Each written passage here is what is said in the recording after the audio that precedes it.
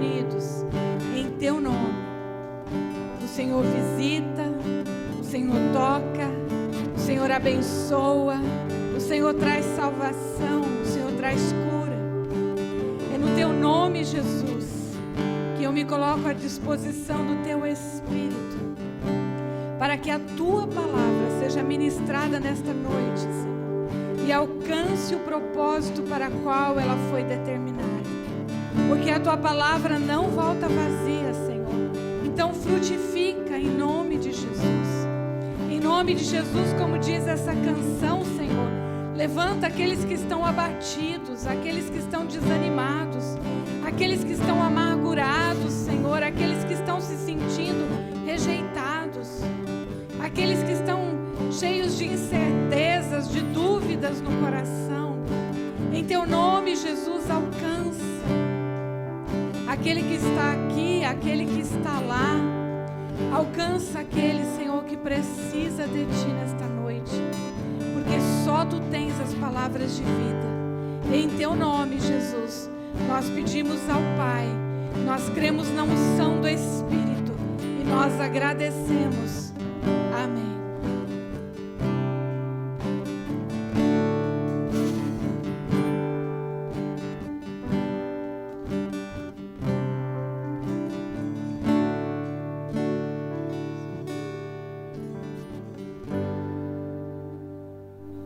Amém? Em nome de Jesus, esse nome lindo, esse nome poderoso, esse nome que é sobre todo nome. Você pode se assentar, mas fique em oração, fique em reverência, porque nós estamos diante do Criador, do Pai, do Filho e do Espírito Santo, e é sempre uma oportunidade, quando nós estamos na presença dEle, de receber dEle conhecimento, ensinamento, sabedoria, dons espirituais. Todas as vezes que nós nos colocamos na presença dEle, a Bíblia diz que Ele tem os seus olhos voltados para nós, Ele tem os seus ouvidos atentos à nossa oração, e Ele tem a sua mão estendida para nos abençoar. Você pode abrir a sua Bíblia em Gênesis capítulo 45. O primeiro livro aí das Escrituras, Gênesis 45. Eu queria que você ficasse bem atento, bem atenta à mensagem de hoje. É uma mensagem que falou muito comigo, mexeu muito comigo. Eu creio que é uma mensagem profética para nós como igreja, para nós como cristãos. Nós precisamos crescer e amadurecer nesse conhecimento. E que privilégio é saber que Deus quer se revelar a nós. A Bíblia diz que Ele revela os seus mistérios aos pequeninos. E nós somos pequeninos. É fruto de uma oração essa mensagem, pedindo ao Senhor sabedoria. Quando o irmão Ulisses falou aqui no início, que o desejo dele, como representante da igreja, é que as pastoras fossem abençoadas por Deus com sabedoria. É uma oração constante na minha vida, para que o Senhor nos dê sabedoria e nos dê uma palavra que venha diretamente do coração dEle. E eu tenho certeza que essa é uma palavra que veio da parte do Senhor. Gênesis capítulo 45, eu vou ler alguns versículos, você acompanha comigo, versículo 5. Agora não se aflijam, nem se recriminem por terem me vendido para cá, pois foi para salvar vidas que Deus me enviou adiante de vocês. Versículo 7. Mas Deus me enviou à frente de vocês, para lhes preservar um remanescente nesta terra, e para salvar-lhes as vidas com grande livramento. Versículo 8. Assim, não foram vocês que me mandaram para cá, mas sim o próprio Deus. Ele me tornou ministro do faraó, e me fez administrador de todo o palácio e governador de todo o Egito. Versículo 9. Voltem depressa, meu pai, e digam-lhe, assim diz o seu filho José, Deus me fez senhor de todo o Egito. Vem para cá, não te demores. Até aí. Eu creio que todos conhecem a história de José. Ele foi muito amado pelo seu pai e muito odiado pelos seus irmãos. Ele sofreu inveja, ele foi jogado num buraco para morrer. Ele foi vendido como escravo, ele foi preso por muitos anos. Mas o sonho de Deus na vida de José se cumpriu. E neste capítulo, quando José se encontra com seus irmãos, a Bíblia diz que ele não se aguentou. Versículo 2 diz que ele desabou num grande choro, que todos os egípcios ouviram, e a notícia se espalhou pelo palácio de Faraó. Mas eu não quero hoje, propriamente, falar da história de José, porque eu sei que você conhece, mas eu quero focar especialmente na atitude de José, nesse momento que ele estava vivendo. José tinha um passado doloroso, com certeza. Mas José também tinha muitas previsões para o futuro. Nós sabemos pela história que Deus deu a ele a revelação de fome que vinha sobre a terra. E ele estava se preparando para isso ali no Egito. Mas é aquele momento presente, é aquele agora ali com seus irmãos, que parece fazer todo sentido. O passado de José, de tudo que ele viveu, e o futuro que ele esperava, só tinha sentido por causa do seu presente, pelo que ele estava vivendo ali, agora. Nós, seres humanos, nós lidamos com essas 3 dimensões, passado, presente e futuro, o tempo todo. Nós vivemos com as memórias, os traumas, as dores e até as alegrias do passado. Nós vivemos com a ansiedade do futuro, daquilo que nos reserva o amanhã, fazemos planos e sonhamos com o dia que virá. Mas, segundo os estudiosos da mente e do comportamento, o ser humano passa muito tempo preocupado com o futuro, ansioso ou sofrendo com o passado, e não vive a real importância do presente. Não vive o seu hoje, o seu agora. Se nós fizermos uma breve avaliação do nosso hoje, o quanto diríamos estar satisfeito? Se você fosse fazer uma avaliação do seu agora, o quanto você está satisfeito com o seu presente? O quanto você compreende tudo que está acontecendo no seu hoje? Muita gente está, inclusive, amaldiçoando o tempo presente, dizendo que este ano devia ser apagado. Espero que não seja você uma dessas pessoas. Muita gente ainda está cobrando as traições do passado.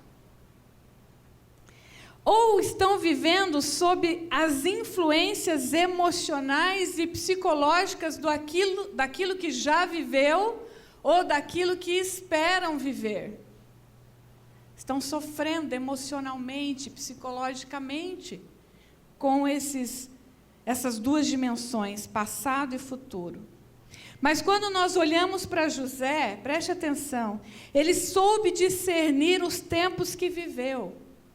Ele, naquela oportunidade, ele não desperdiçou a possibilidade de trazer perdão, cura, reconciliação e luz para a sua família. José reconhece que cada etapa da sua vida, até mesmo a escravidão, a prisão, levou ele a um propósito divino. Tudo que ele havia passado tinha um propósito de Deus. O seu presente, o seu agora, que estava acontecendo ali, era por causa de Deus. E ele declara, então, foi Deus. José, então, diz para os irmãos, não precisem ficar tristes, preocupados, porque não foi vocês. Vocês pensam que foi vocês que me venderam, que me jogaram, que me esqueceram, que me odiaram. Vou dizer para vocês, foi Deus que cumpriu o seu propósito na minha vida.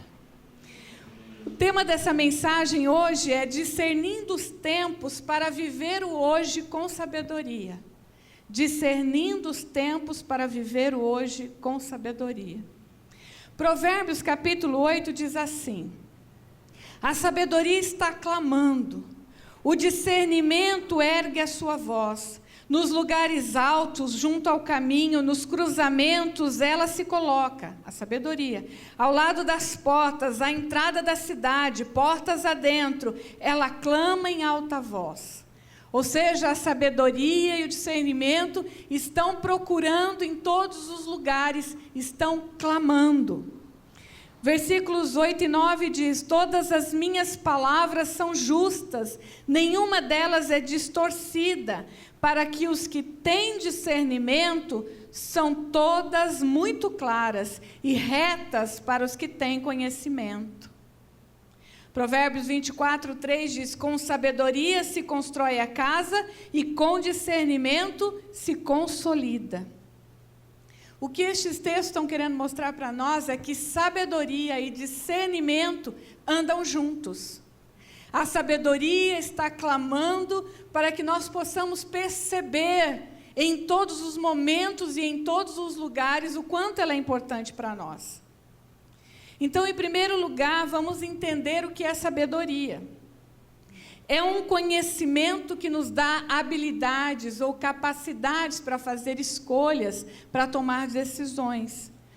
É também prudência, é sensatez. Na Bíblia, a sabedoria é o conhecimento que vem de Deus. Aqui, quando nós lemos, então, Provérbios 8, diz que a sabedoria clama e convida ao aprendizado da vida.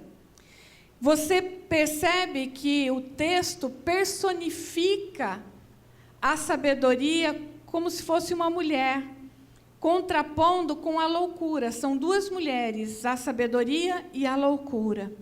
Você pode ler depois em casa. Versículo 34, ainda de Provérbios 8, diz: como é feliz o homem que me ouve. É a sabedoria falando. Então, quem ouve o clamor da sabedoria, encontra felicidade.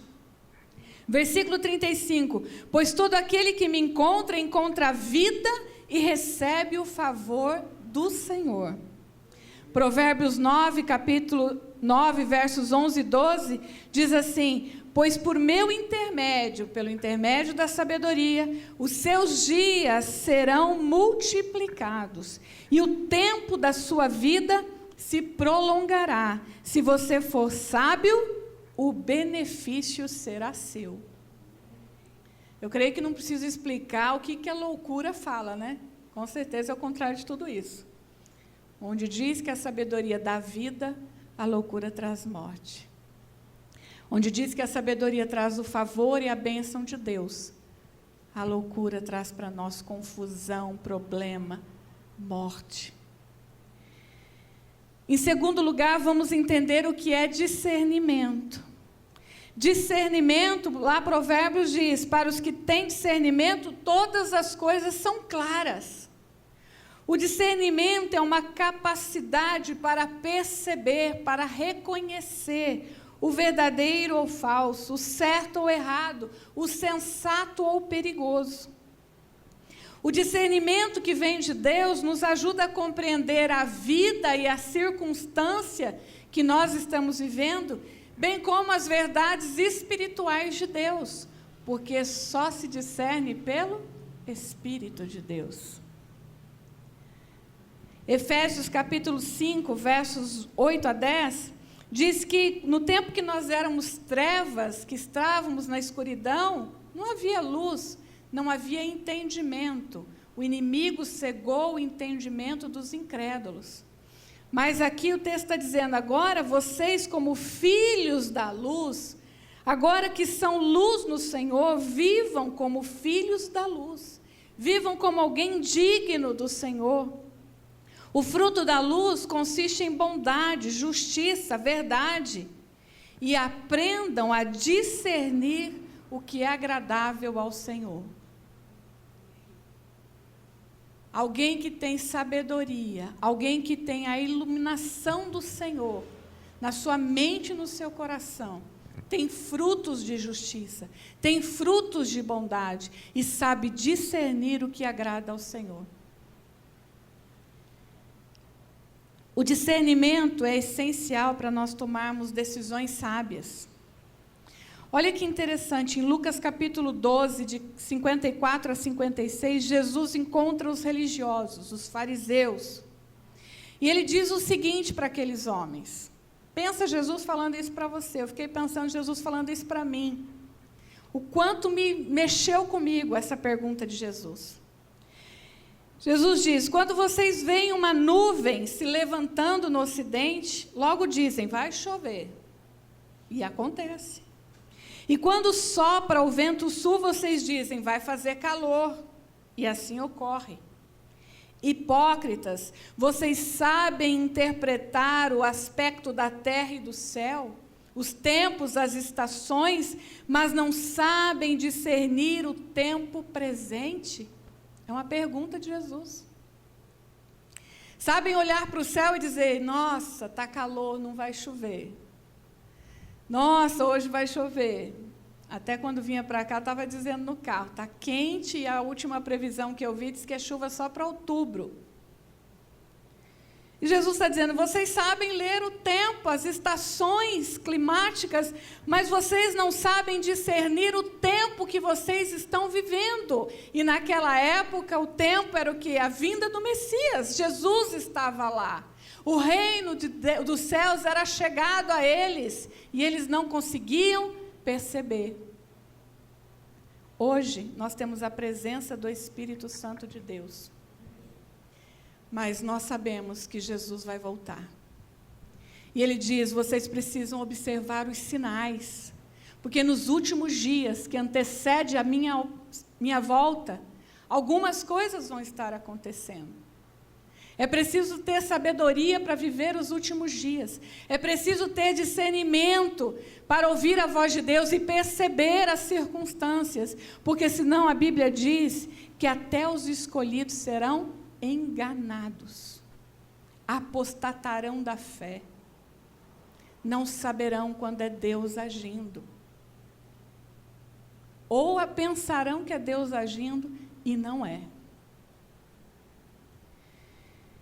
Assim como pessoas são capazes de ler os tempos, a Bíblia fala desde o Velho Testamento dessa capacidade de discernir as épocas. Então, o terceiro ponto aí para você que está anotando é discernir os tempos.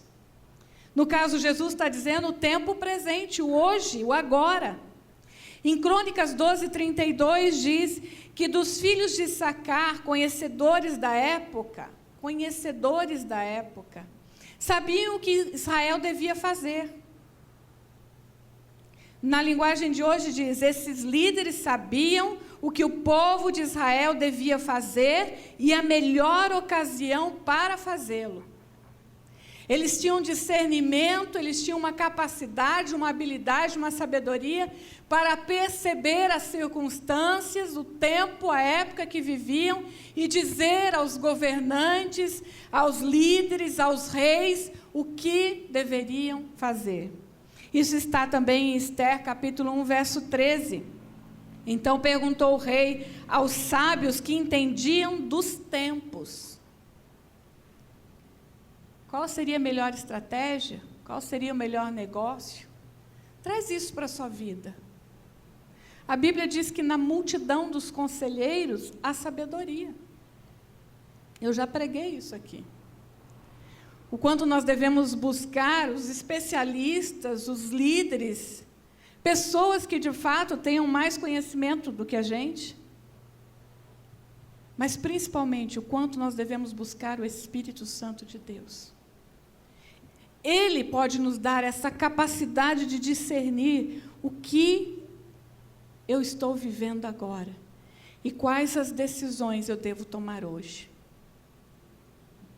Nós sabemos que a volta de Jesus está próxima. A volta de Jesus está próxima. Nos dias atuais também existem pessoas capazes de analisar os tempos, os comportamentos, fazer previsões na ciência, na tecnologia, no comportamento da sociedade, na meteorologia, na natureza, na ciência. E quantas previsões estão sendo feitas em relação à pandemia? tanto na saúde, quanto na economia e na política. É um tempo difícil, é um tempo de mudanças.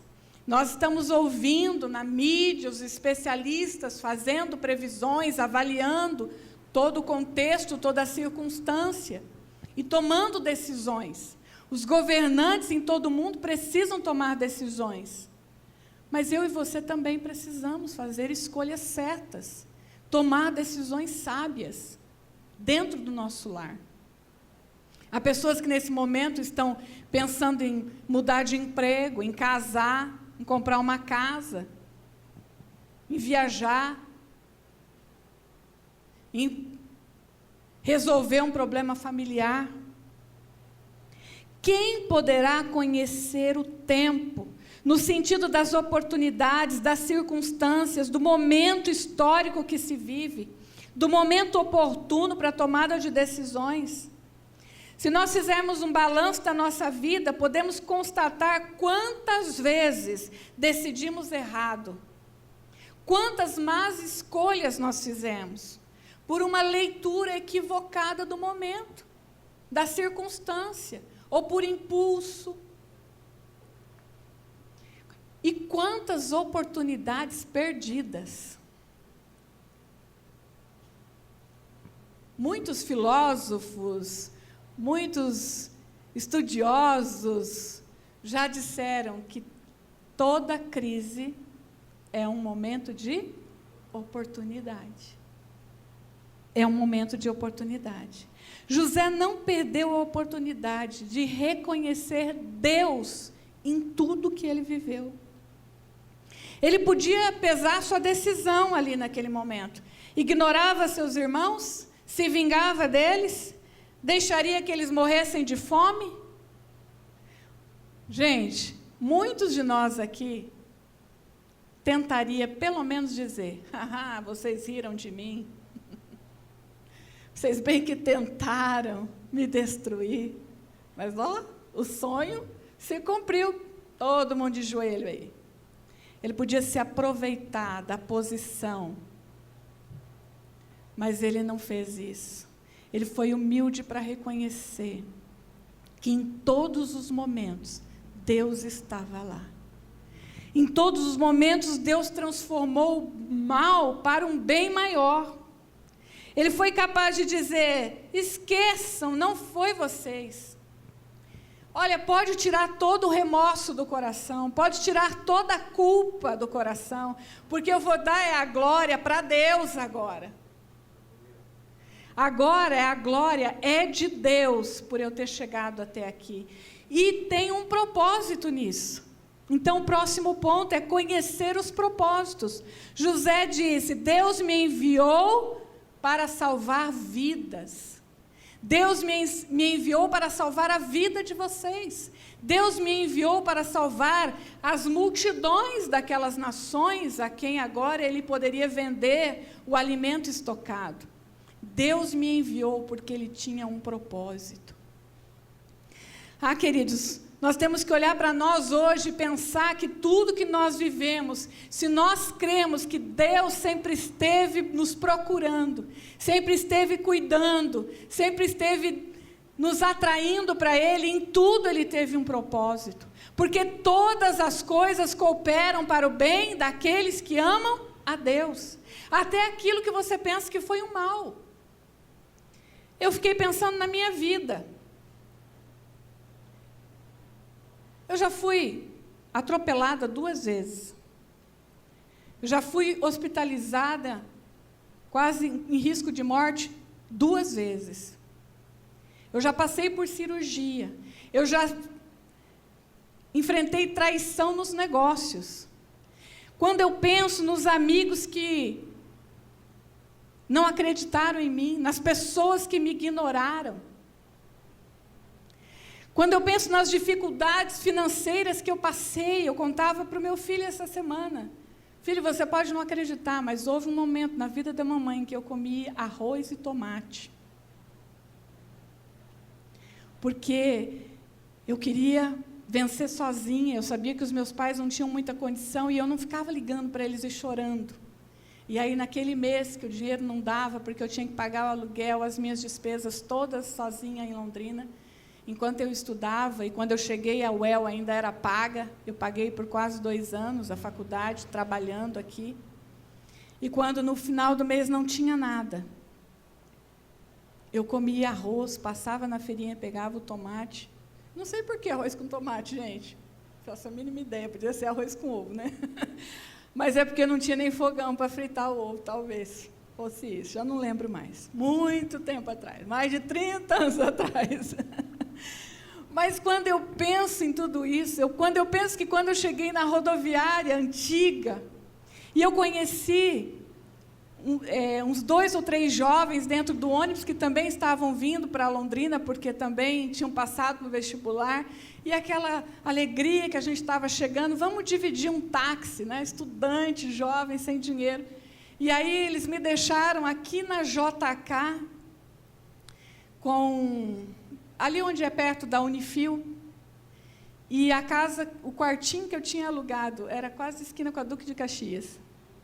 Quem conhece sabe que é uma boa caminhada, uma subida. E eu procurando endereço e não chegava, e eu pensava, meu Deus, o que eu fiz? Acabei descendo onde a moçada desceu e eu estava perdida. Mas quando eu penso em tudo isso que eu passei, eu consigo ver, eu sei dizer onde Deus me trouxe. Eu sei dizer onde Deus quer que eu chegue.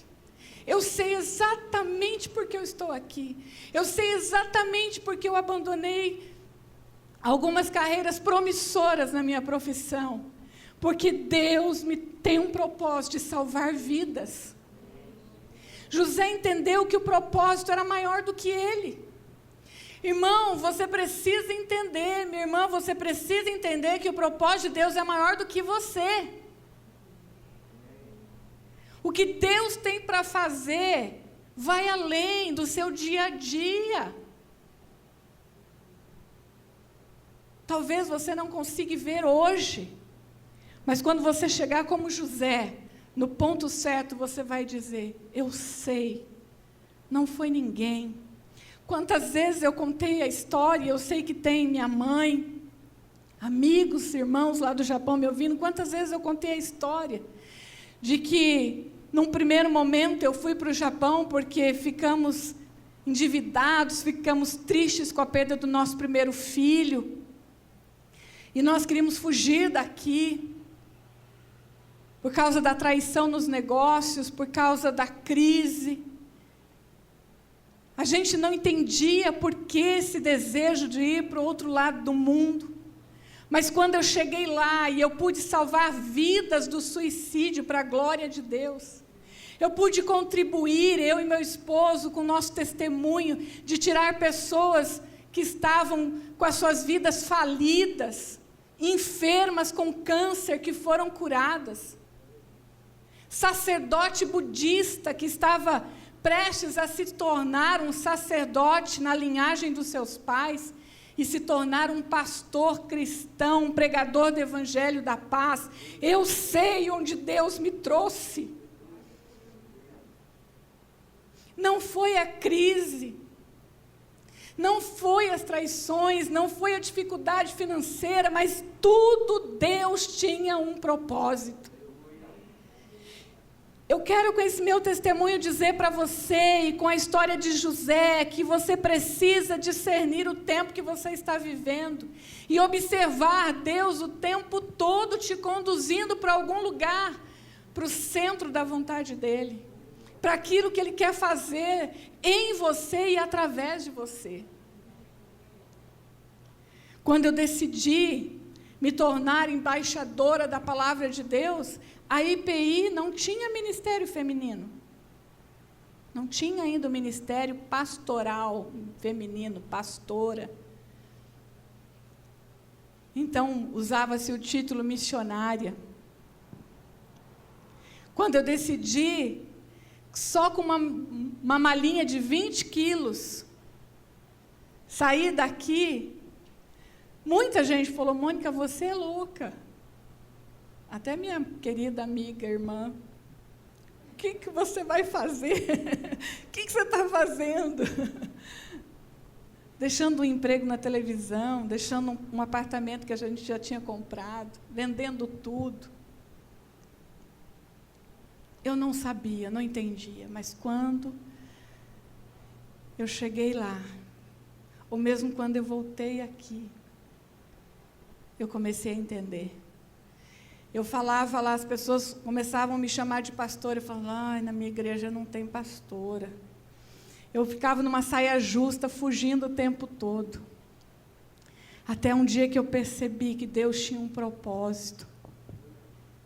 E pastores da IPI disseram para mim, irmã, você tem um chamado de Deus, e o pastorado, ele é unção de Deus, ele é vocação de Deus, ele não é título que nenhum homem pode dar. Então eu de fato aceitei. E falei, Senhor, como é que vai ser quando eu voltar? E quando eu voltei, a IPI já tinha ministério feminino. Olha que benção. Porque Deus sabe onde Ele te quer. Eu pensava assim, quando eu voltar não vai dar certo na IPI, né? Falei, acho que eu vou ter que ir para outro lugar. Não, Deus falou, é para lá mesmo. Porque eu estou preparando tudo, você vai ver, vai ser diferente quando você voltar. E eu estou aqui. E o último ponto, que eu já vou partir para a conclusão, é compreender o hoje, então. Se você conhece os propósitos, você compreende o hoje. José olhou para tudo aquilo, pensou, olha o propósito de Deus, eu estou aqui hoje, posso salvar meus irmãos, posso salvar meu pai, posso salvar o povo. Eu compreendo o meu hoje, o meu agora, porque eu compreendi os propósitos de Deus. Eclesiastes capítulo 7, verso 10 diz, nunca digas, porque foram os dias passados melhores do que estes? Porque nunca com sabedoria você perguntaria isso. Quem vive dizendo que o passado era melhor, dizendo que antes era bom, não está sendo sábio em perguntar isso. Da mesma forma, quem diz amanhã vai ser melhor, amanhã vai dar certo, amanhã eu vou conseguir, também não é com sabedoria que está dizendo isso. Salmos 90, 12 diz, ensina-nos a contar os nossos dias, de tal maneira que alcancemos coração sábio. Significa olhar para cada dia, de tal maneira que em cada dia eu perceba Deus agindo, me movendo para o propósito dEle. Efésios 5, 15 e 16 diz, vede prudentemente como andais, não como nércios, tolos, mas como sábios, remindo o tempo, porque os dias são maus. Sendo prudente, diligente, vigilante, não como o tolo que faz sem pensar, faz sem consultar Deus, faz sem orar, faz sem falar com o marido, faz sem falar com a esposa, faz sem falar com os filhos, ou os filhos sem falar com os pais. É tolo. Não, seja prudente, seja sábio. A palavra aqui, remir, ela é a mesma palavra de redenção, salvação, libertação. Não é você ficar apenas vigilante com o mal de cada dia, mas é você ficar vigilante, discernindo o tempo, para saber tomar decisões sábias. A palavra significa também sermos libertos das armadilhas que nos prendem e que nos paralisam num tempo. Quem sabe você está paralisado no tempo passado? Sabe, gente que só fala do que foi, do que fez. Até eu escutei alguém falando essa semana, falando, velho é assim. Velho só fala, eu fui, eu lutei, eu joguei, eu era. Quem sabe você é do tipo que está preso no tempo passado? Ou você está preso no tempo futuro, dizendo, não, amanhã vai dar tudo certo, amanhã eu vou ganhar na loteria, amanhã eu vou resolver esse problema, e vai procrastinando tudo para amanhã. Amanhã eu oro mais, amanhã eu leio mais a Bíblia, amanhã eu me dedico a servir ao Senhor, amanhã eu vou dizer para a pastora, pastora, conta comigo, mas amanhã. A gente tinha um irmão no Japão assim, né? Ele dizia, não, eu vim aqui para ganhar dinheiro, depois que eu comprar minha casa, então amanhã, depois que a minha casa estiver pronta, mobiliada, depois que meus filhos tiverem cursado a faculdade. Aí o Lárcio um dia chegou para ele e falou assim, escuta, quanto custa a sua hora no trabalho? Ele, por quê? Não, eu vou pagar para você um dia ir lá ouvir a palavra de Deus, porque você precisa ouvir hoje. Para a glória de Deus, esse irmão se converteu, família se converteu, e o ano passado, né, eu estive na casa dele, pregando na igreja dele, lá em Mogi, pertinho de São Paulo. Um beijo nesse irmão, ele sabe quem ele é. Nós precisamos ser libertos do tempo que nos aprisiona. Nós precisamos compreender o hoje. Tem uma tabelinha que eu fiz. O passado é quem fomos. O futuro é quem eu ainda serei. Mas o presente é quem eu sou. Quem eu sou agora. Quem eu sou como mulher, como mãe, como esposa, como pastora. Você tem que pensar quem você é agora, no Senhor. O passado é o que eu vivi. O futuro, o que eu ainda viverei. E eu não sei quanto tempo eu terei. Mas o presente é o que eu estou vivendo, então é isso que importa. O passado são memórias, o futuro só planos, mas o presente são as experiências que eu estou vivendo. E elas têm que trazer sabedoria, conhecimento, discernimento.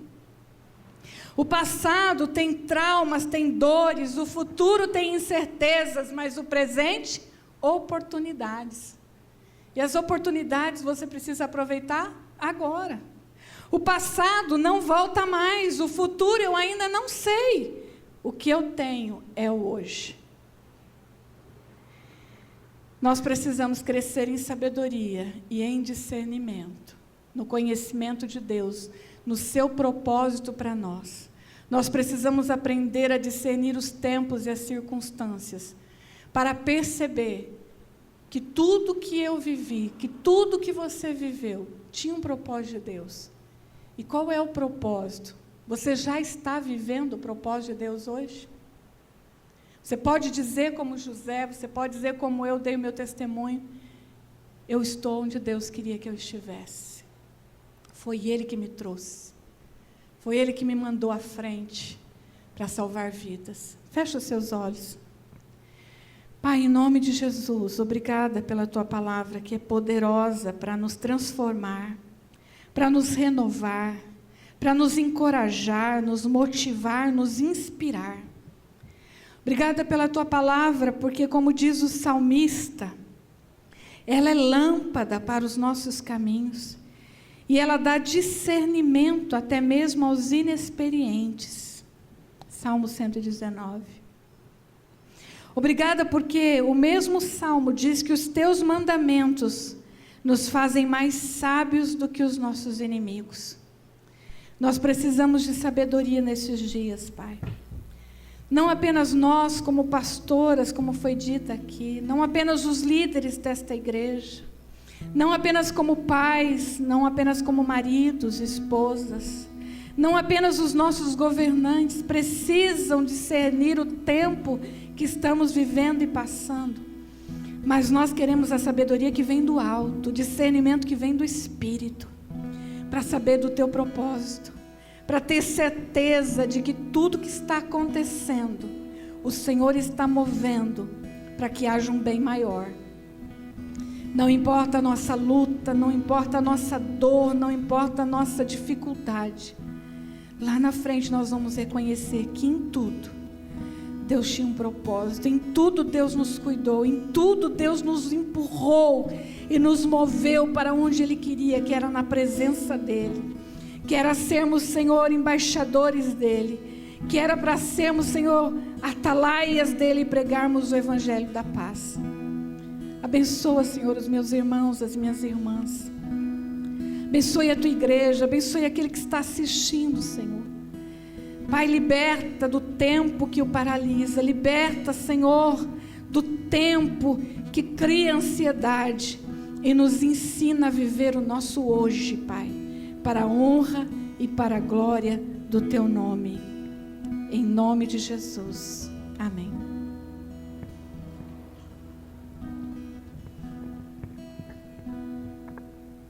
Amém. Glória a Deus por essa palavra. Glória a Deus pelo tempo do hoje. Glória a Deus. Glória a Deus. Louvado seja o nome do Senhor, porque nós temos a oportunidade de estarmos aqui, na casa do Senhor, em comunhão, no nome dEle, crendo que Ele está aqui, crendo que o Senhor está presente, que o Senhor se faz presente aqui neste local, porque eu tenho plena convicção de que foi o Senhor que te trouxe aqui hoje, porque o Senhor queria falar ao teu coração.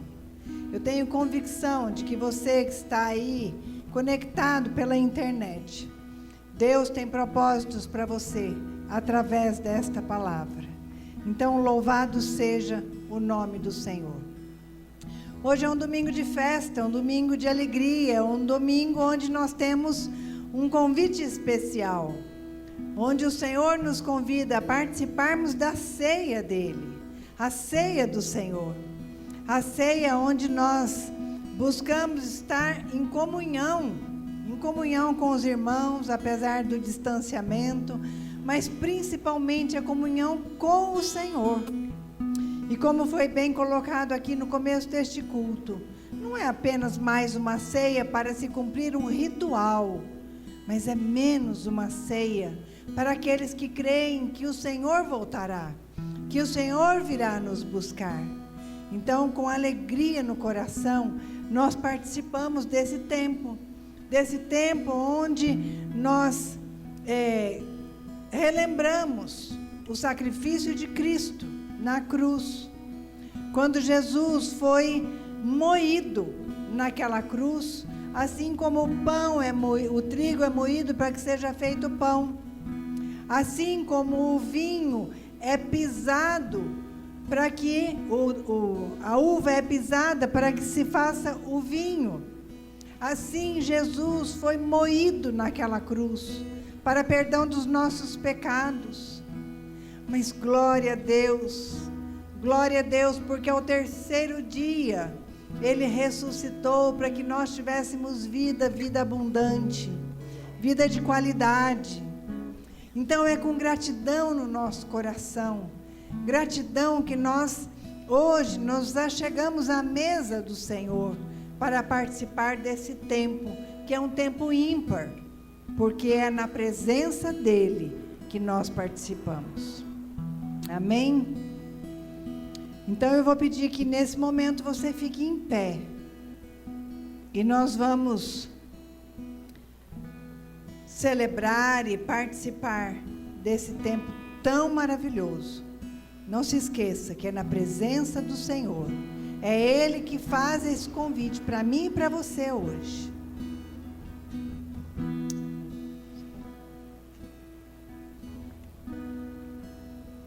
Na noite em que Jesus foi traído, Ele tomou o pão e Ele deu graças. E Ele disse: esse é o meu corpo, que é partido em favor de vocês. Façam isso em memória de mim. Da mesma maneira, depois dele ter ceado, Ele tomou o cálice e Ele disse: esse é o cálice da nova aliança no meu sangue.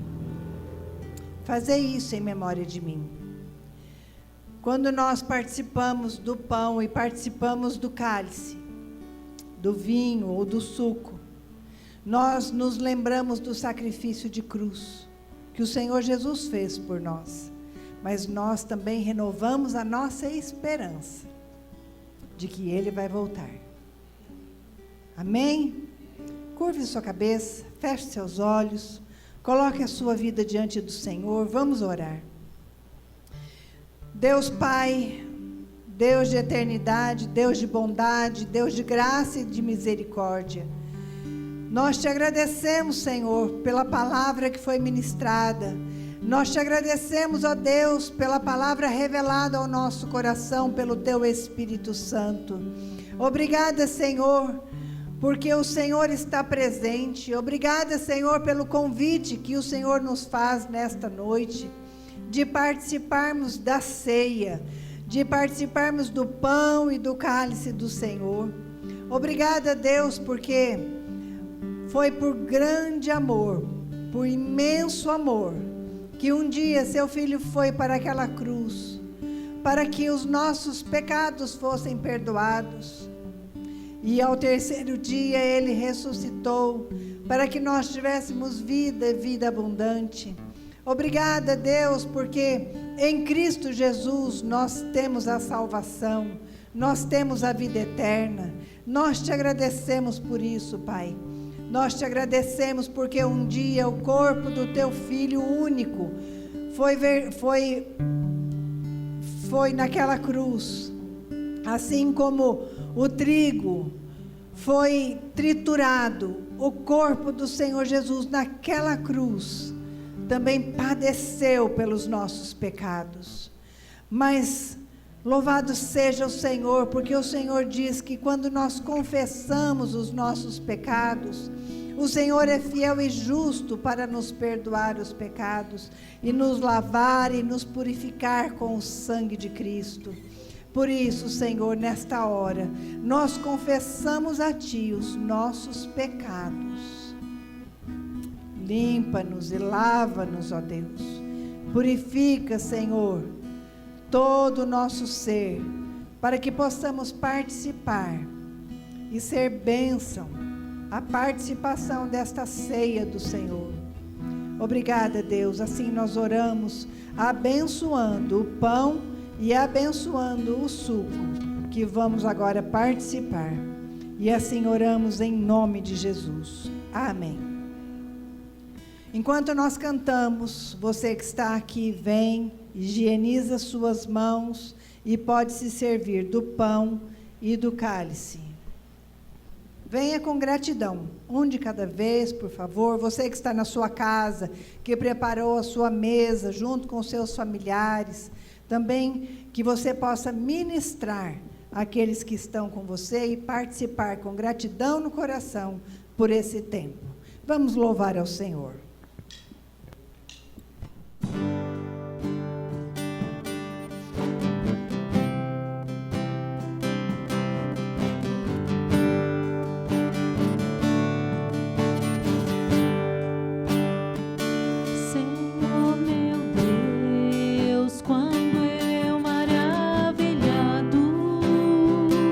Contemplo a tua imensa criação.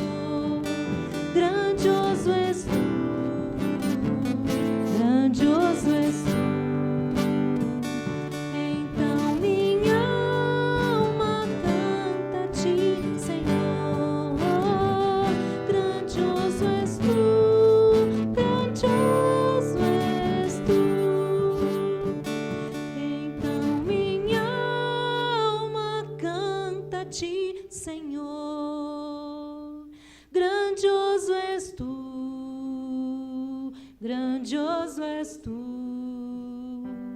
Então minha alma canta a ti, Senhor. Grandioso és tu, grandioso és tu, grandioso és tu, grandioso és tu,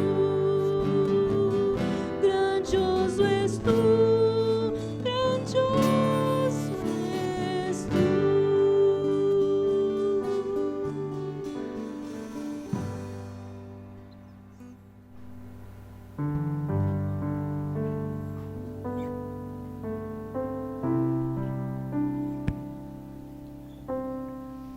Glória a Deus. Glória a Deus por esse momento tão ímpar e tão especial,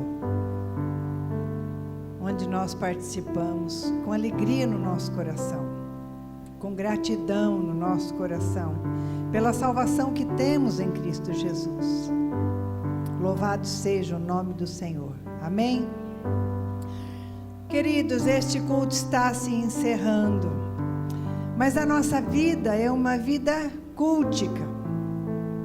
É uma vida onde nós vamos, nós levamos o Espírito Santo de Deus. Então não se esqueça, por onde você for, você dá testemunho do nome de Cristo, porque você é templo do Espírito Santo. Que a sua vida seja uma vida para cumprir os propósitos de Deus, para a glória do Senhor. Lembrando que no próximo domingo pela manhã, nós vamos ter aqui o bazar de usados.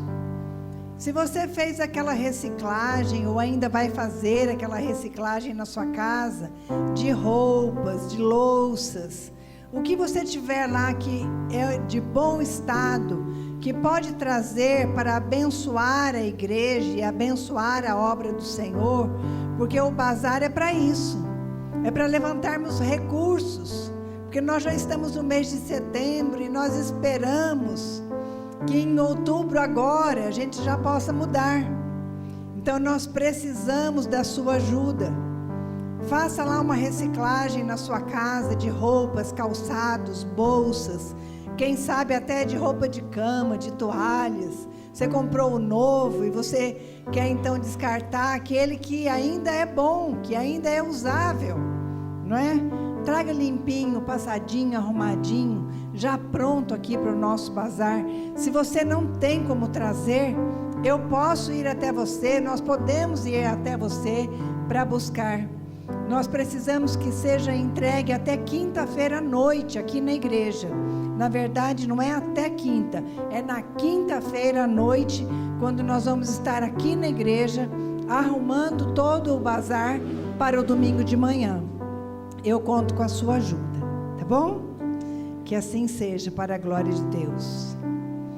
Queridos, que a graça, que é melhor do que a vida, a graça salvadora do nosso Senhor Jesus Cristo, o amor de Deus, esse amor que não se mede, que não se explica, esse amor apenas que se sente, que se experimenta, a comunhão e a consolação do Espírito que é santo, seja sobre a tua vida, sobre a tua casa, sobre a tua família, por onde você for, e também sobre toda a igreja de Cristo espalhada por toda a terra.